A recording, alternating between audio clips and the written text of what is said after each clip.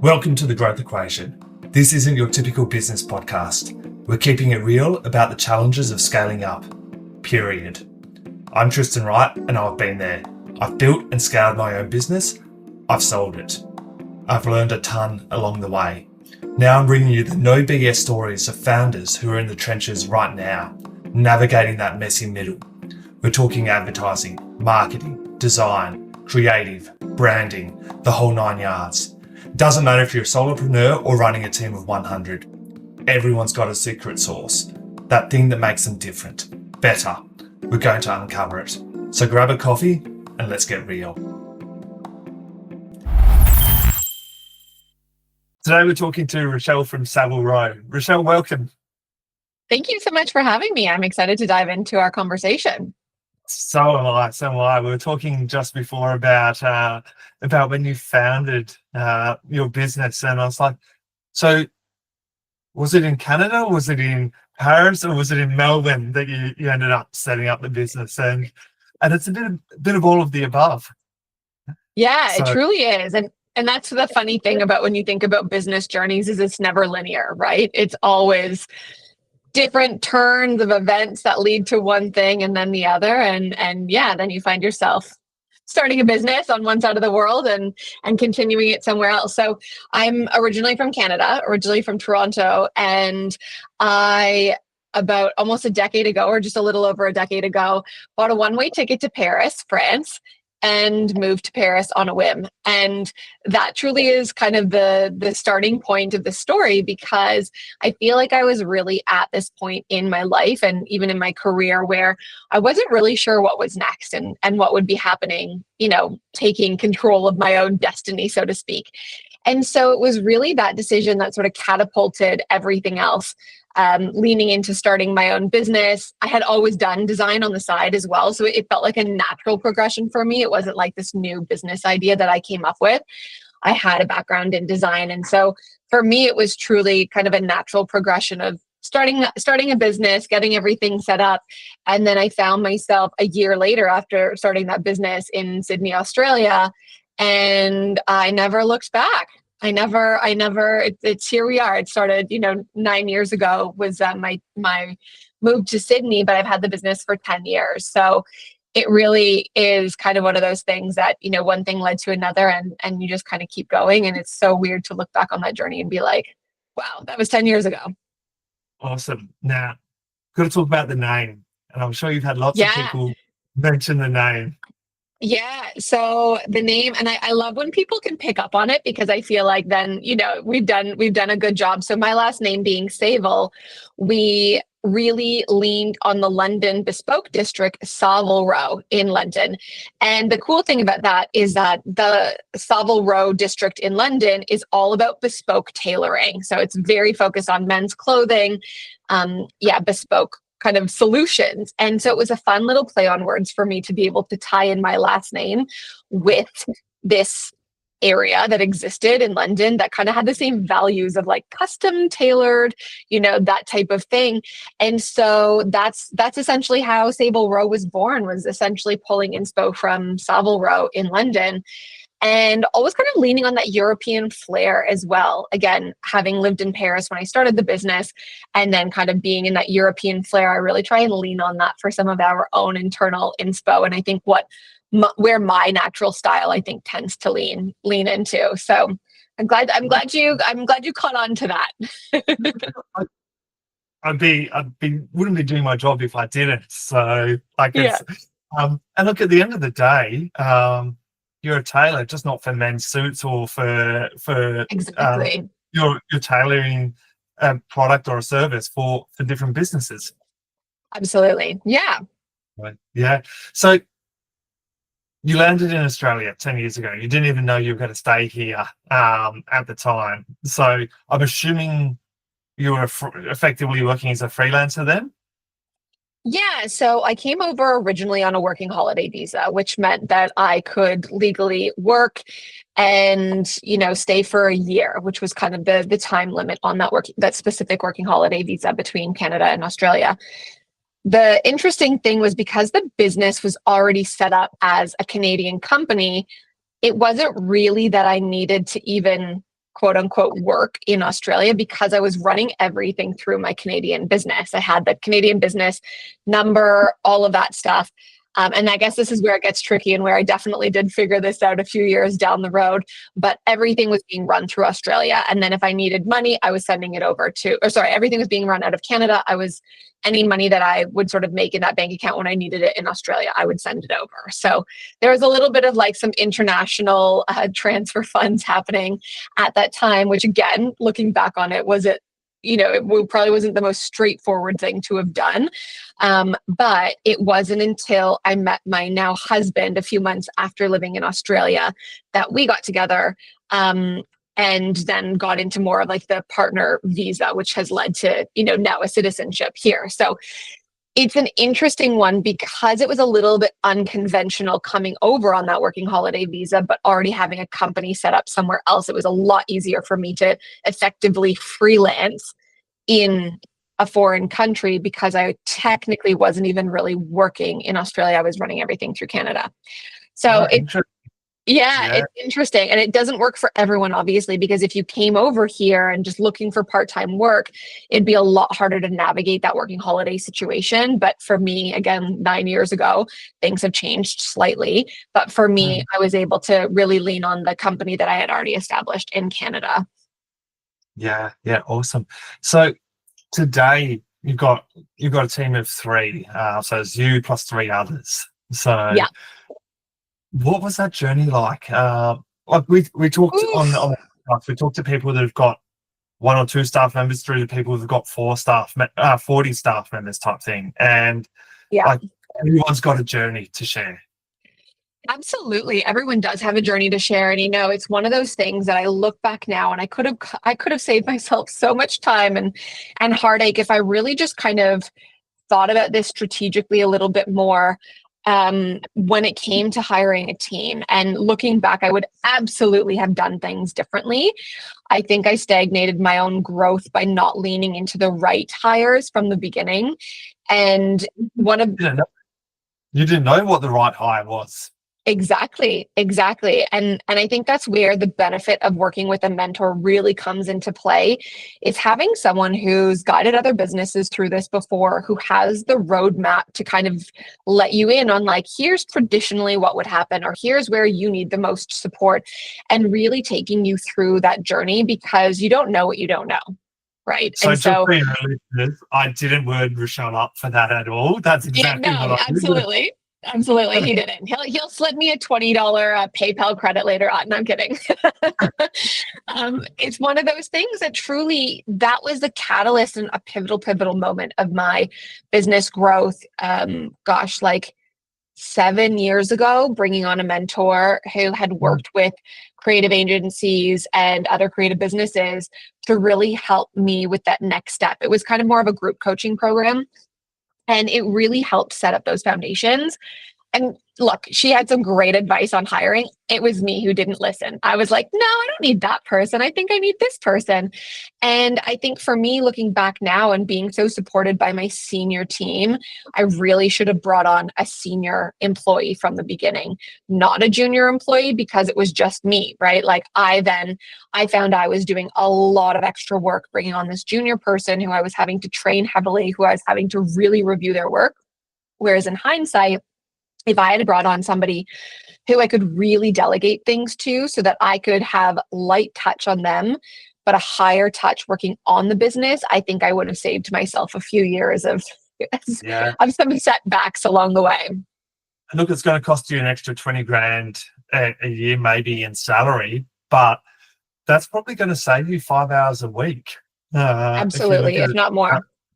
Yeah, so you're trading time for money in this sense. But that 5 hours a week, you would have been able to grow the business faster, or actually have weekends at home.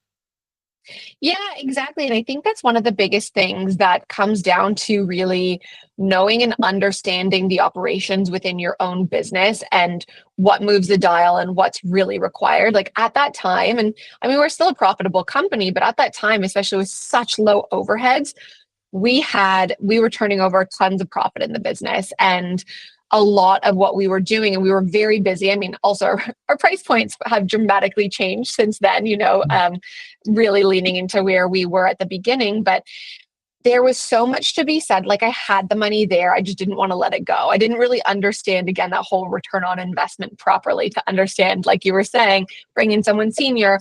Yes, I might be paying them more, but I'm actually saving a lot more in my own time and my own execution. So I think, yeah, looking back now, being so supported by a senior team, we're able to do incredible work, and I'm very light touch on the whole process, whereas my job now is sort of turned more into business development and brand building and things like that.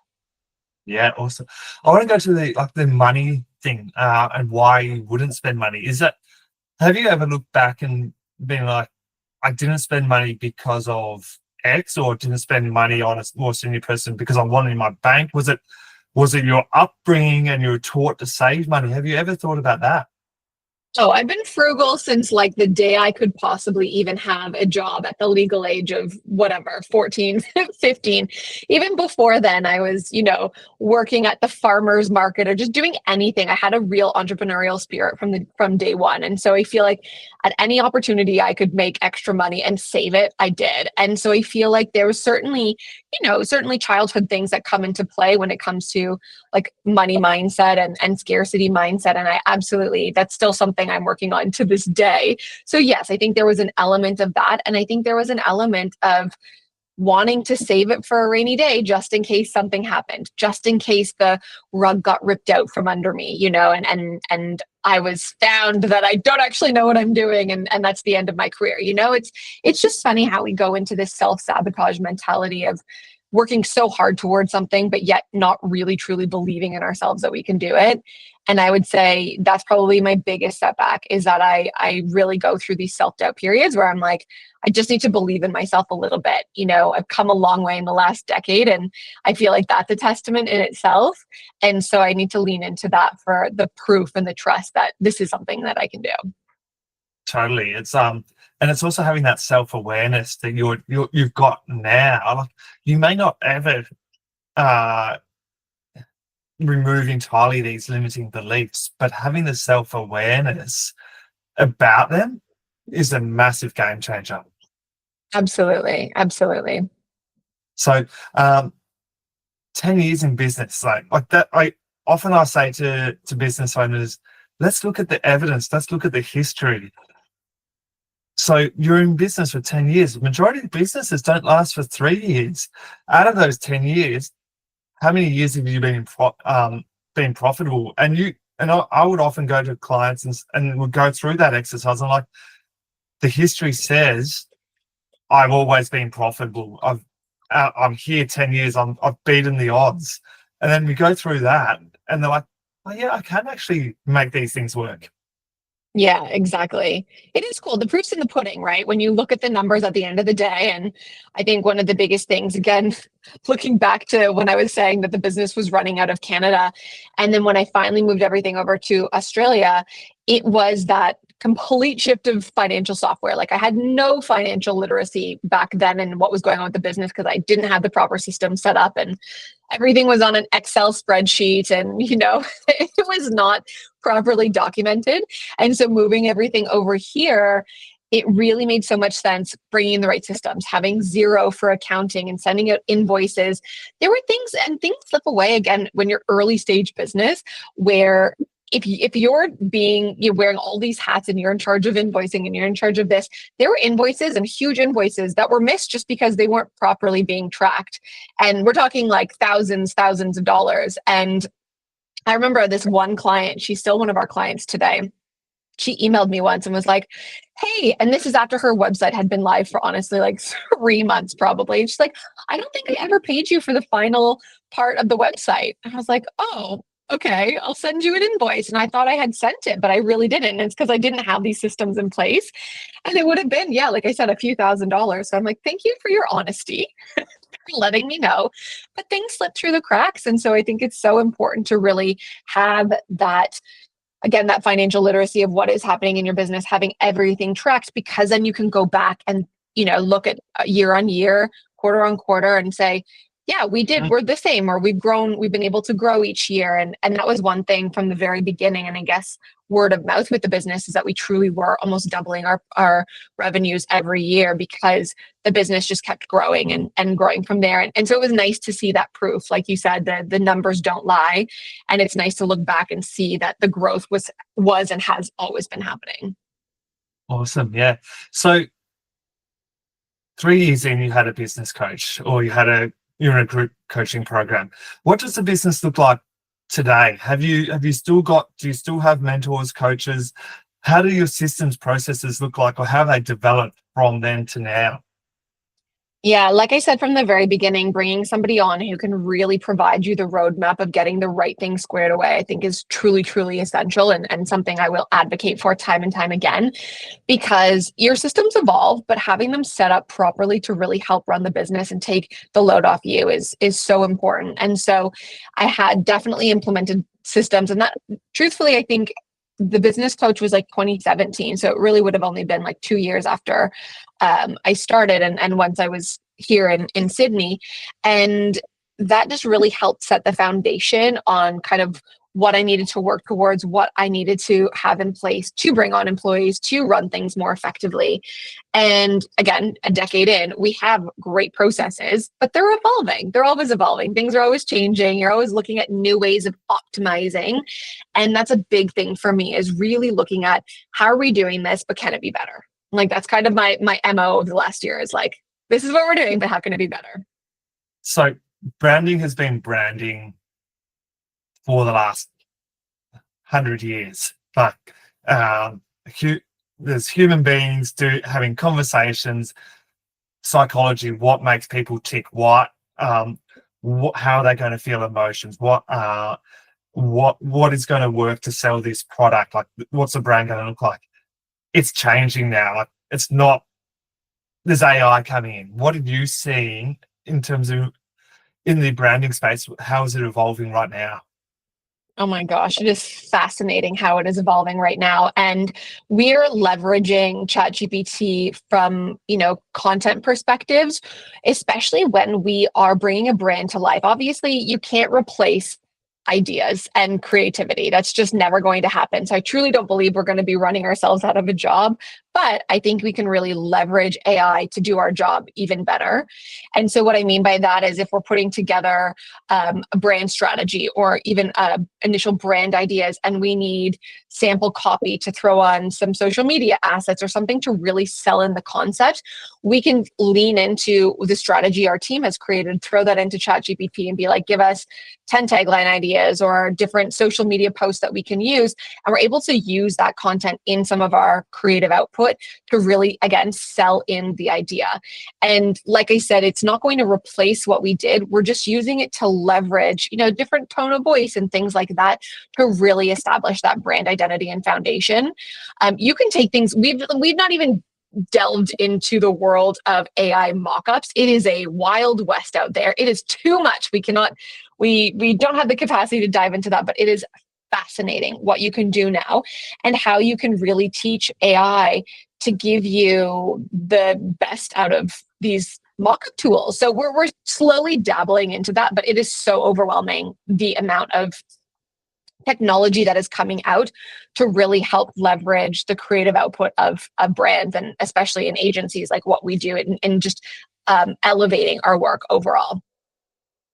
You're going to hate me, but we're going to dive into it because I want to hear more about how you're using, or how AI can be used for creative mockups, because so many people are familiar with it from a content perspective, a programming perspective, but the actual creative mockup side, there's not many businesses that are actually using it to its fullest ability yet. And you might not be, but you're aware of what can happen there. Yeah, absolutely.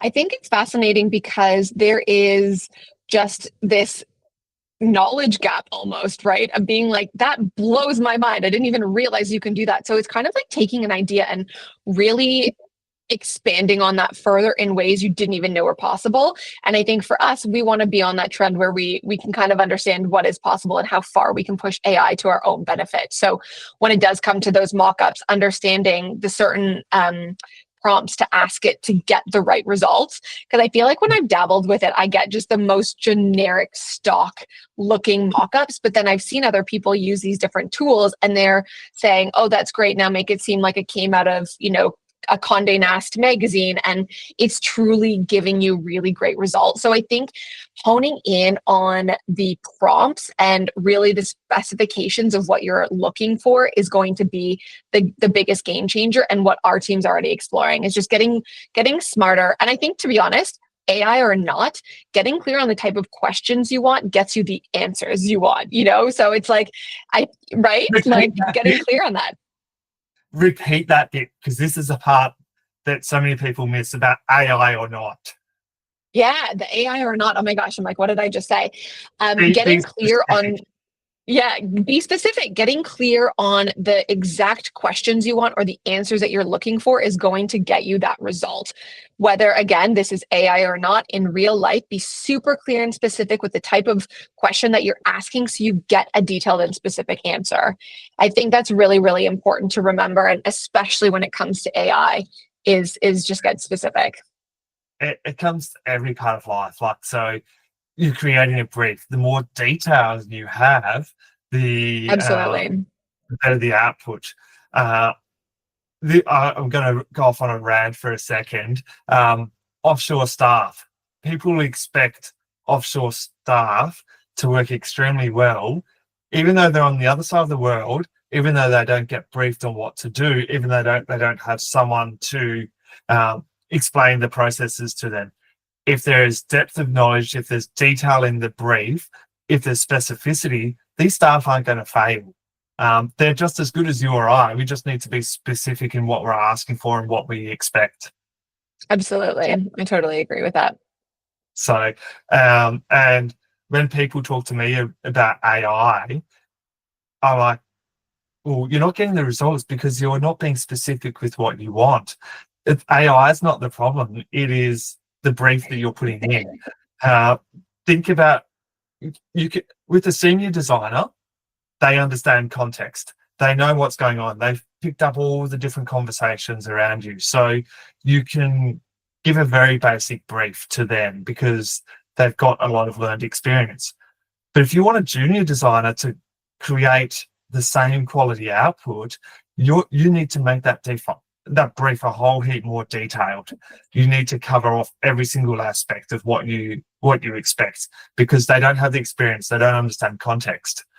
AI is the same. You need to, you're wanting a junior designer to give you a senior designer output. Absolutely. Absolutely.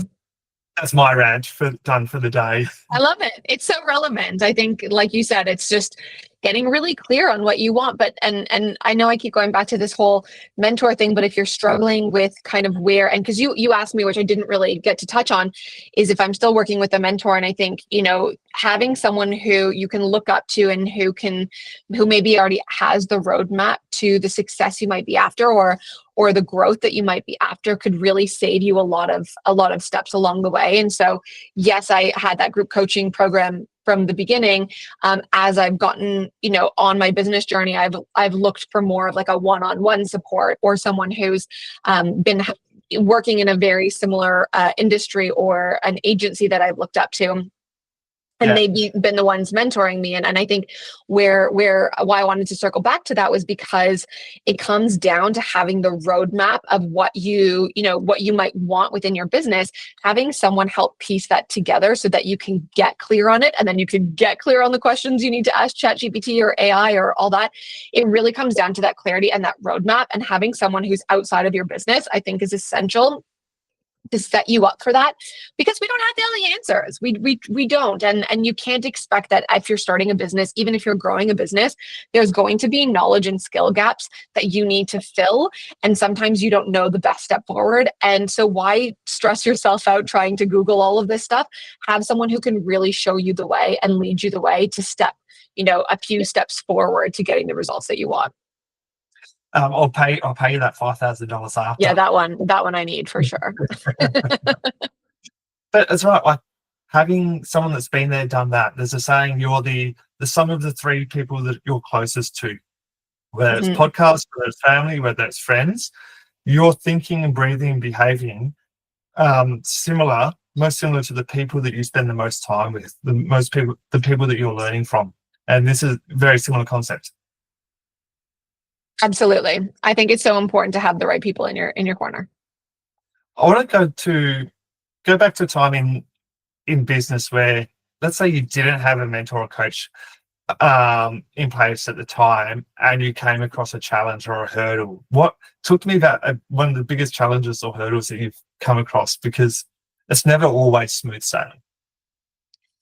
Yeah, I'm the type of person that I probably would have always had a mentor, or I would have had somebody. I think I really try and surround myself with people who can help lift me up and help fill those gaps. So I feel like there probably never would have been a world where I didn't seek out that support because I was serious about this business and the goals and like what would take me that next step further. But if I didn't have someone like that to really rely on, I mean, there have been multiple challenges, and I'd like to consider myself a resourceful person. So truthfully, I probably would have been looking up online, like, what do I do about this situation? Or really leaning on people in my inner network. At the time that I had this business or started this business, I didn't really have a lot of entrepreneurial friends. And so it was difficult, or colleagues even, it was difficult to get the information that I needed from the people in my inner circle, like we were just talking about, because they weren't there. And so, yeah, really leaning on the internet again. Now, if I had a problem in business now, I would absolutely be going to ChatGPT and telling it what my problem is and say, come up with 3 solutions for me in this situation. Because I think any of my real challenges back in the early days probably would have been something around resources or finances. Yeah, yeah. I was actually reading a post from someone on the weekend that they actually created their own AI business coach. They Yeah. pulled the personality personas from three different people, three different business coaches, and programmed. So just made their own AI agent to act as these people to support them. And so, I and love not it. just to always be affirming of their actions, but also to be critical and help them grow. So you can. Absolutely. That's never going to be as good as the real thing, obviously, but it's going to Of help you course. a lot of the way. Hmm. Yeah, So, absolutely. where do you see the industry in 5 years' time? Where do you see your business in 5 years' time? Oh my gosh. I have a hard time dreaming that far in the future. I definitely think where I want to be in 5 years is not far off from where I currently am, to be honest. I feel like we have a really great tight-knit team. Maybe I have one or two more employees to just help us keep up with the demand and the workload of client stuff that we have going on. But we have a really great remote team, and it works super well. So I'm really happy with that. The industry itself, like we were mentioning, AI really is going to change the game, I think, for the better.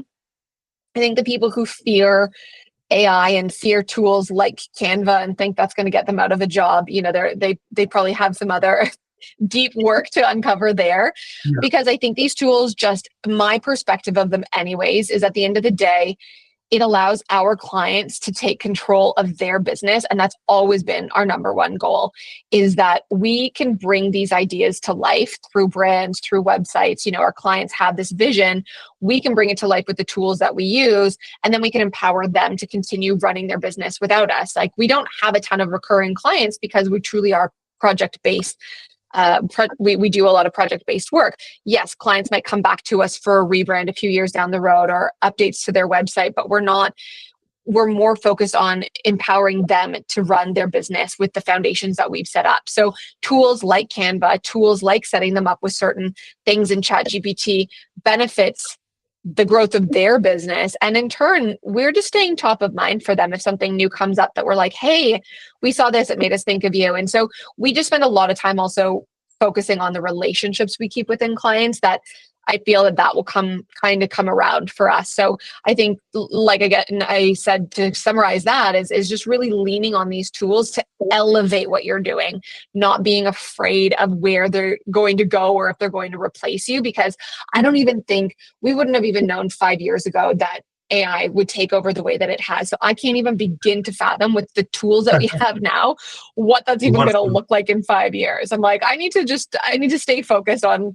where we are going, and just stay adaptable to what these tools can bring us and the ability that can bring us to grow our business and benefit our clients.